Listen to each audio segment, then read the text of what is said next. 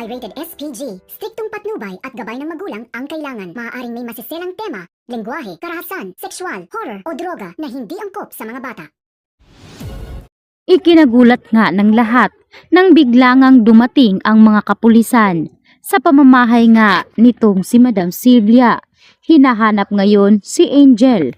Kaya nagtataka si Madam Sylvia kung bakit hinahanap ng mga pulis ito. Tinanong ni Sylvia kung ano ang dahilan. Sinabi ng mga pulis na kinakailangan nilang magtanong ng mga iilang katanungan dito sa kasama nilang si Angel sapagkat meron umanong tumutukoy sa kanya sa naturang krimen. Sa pagkakataong ito ay kabado itong si Angel. Sinabi niya na hindi siya sasama. Wala rin siyang mga tanong na dapat sagutin sapagkat malinis umano ang kanyang konsensya. Kaya naman sinabi ng pulis na kung talagang malinis ang kanyang konsensya ay dapat siyang sumama kung wala talaga siyang itinatago.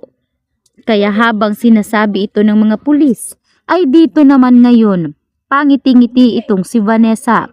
Si Vanessa kasi ang dahilan kung bakit bubuksan muli ang naturang kaso dahil sa ipinadala ngang CCTV footage at ang mga iilang mga importanteng dokumento na nagsasaad sa pagkawala nga ng asawa ni Sylvia at itong si Luigi. Kaya naman naalala nitong si Marco na minsan na palang pumunta sa kanya ang naturang pulis dahil meron nga itong itiniturong bagay na kabilang umano si Angel. Hagip na hagip umano ng CCTV footage ang naturang kasama nila bago at natapos ang naturang krimen. Kaya naman, para makilala na nga nila kung sino talaga ang salarin, ay dito nga sinabi ni Marco na tama ang mga pulis. Kung wala talagang itinatago na sikreto si Angel, ay kusang loob itong sasama. Wala naman daw umanong mawawala kung talagang sincero siya na wala siyang kasalanan. At para hindi mapaghalataan si Angel ay kusang loob na rin siyang sumama. Subalit tila masama ang kanyang loob dahil sa nakikita niya dito kay Vanessa na para bang natutuwa pa ito. Anya ni Vanessa sa kanyang sarili na sa wakas ay mabibigyan ulit ng hustisya at mabubuksan ng kaso sa nangyari sa kanilang anak. At hindi umano papayag itong si Vanessa na hindi nga makakamit ang hustisya na parang nga dito kay Luigi. Samantalang, agad nga ngayong inilabas ng mga pulis itong si Angel. Tila malinis at hanay ang mga kasagutan nitong si Angel. Kaya agad nga pinuntahan ni Angel si Kiara at dito siya nakipag-usap. Nakakaamoy na umano ang mga pulis at nagtataka siya kung bakit nabuksan muli ang kaso. Kaya sinabi ni Kiara na mag-ingat umano si Angel. Kahit nabaliw umano si Vanessa, ay siguradong hindi ito titigil.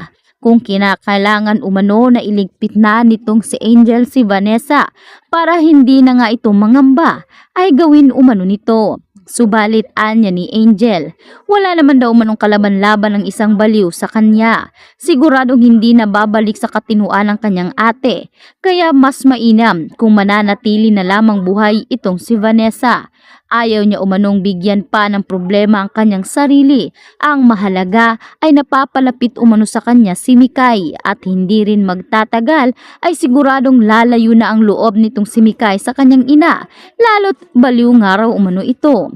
Ang hindi alam nito nga si Angel ay nagpapanggap at nagbabalat kayo lang ang kanyang kapatid dahil habang sirang-sira nga ang imahe ni Vanessa kay Mikay ay ginagawa nga ni Vanessa ang lahat para makita ng lahat kung ano talaga ang tunay na kulay nitong si Angel at siguradong isusuka si Angel ng lahat oras na malaman nga nito na si Angel ang pumaslang kay Luigi.